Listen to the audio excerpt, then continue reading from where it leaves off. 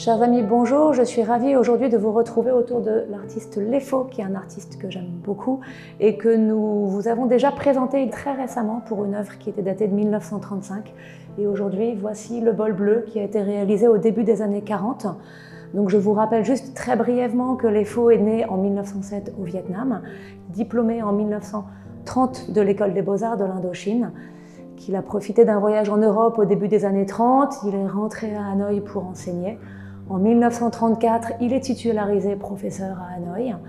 Cette année 1934 est également l'occasion d'un voyage à Pékin qui va marquer durablement son œuvre. Voilà, donc nous arrivons ensuite en 1937, qui est une année charnière pour cet artiste parce qu'à l'occasion de l'exposition universelle, pour laquelle il va être le directeur artistique, il choisit de s'installer à Paris. C'est une nouvelle aventure qui commence pour lui puisqu'il est affranchi du regard de son professeur qui est Victor Tardieu, qui vient de décéder.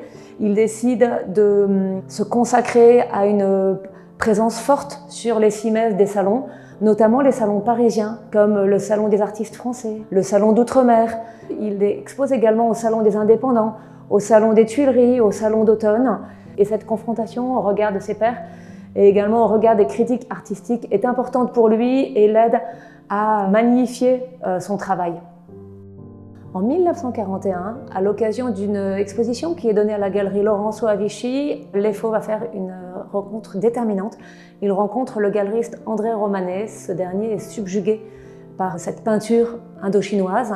Et cette rencontre va être décisive et marqueur d'une très belle collaboration, très fructueuse entre les deux hommes. En effet, Romanet va décider de donner plusieurs expositions de l'œuvre de Lefo notamment, et les premières sont organisées à Alger, à la galerie d'Art Pasteur, avec laquelle Romanet a des accointances. Lefo crée pour ces expositions toute une série d'œuvres que je considère personnellement aujourd'hui comme les plus belles œuvres de cet artiste. Elles témoignent de son talent, elles sont magnifiques. Le bol bleu en est un très bel exemple. Donc la période 1938-1944 est celle qui est la plus belle et la plus riche dans la création de Lefo.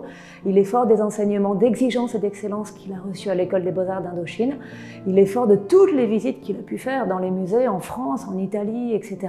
Fort de toutes les rencontres artistiques qu'il a pu faire en France depuis quelques années.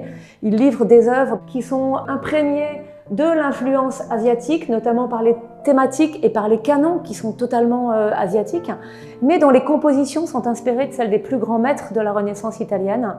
Aujourd'hui, le bol bleu est exposé à Neuilly-sur-Seine. Venez le voir, l'exposition est longue.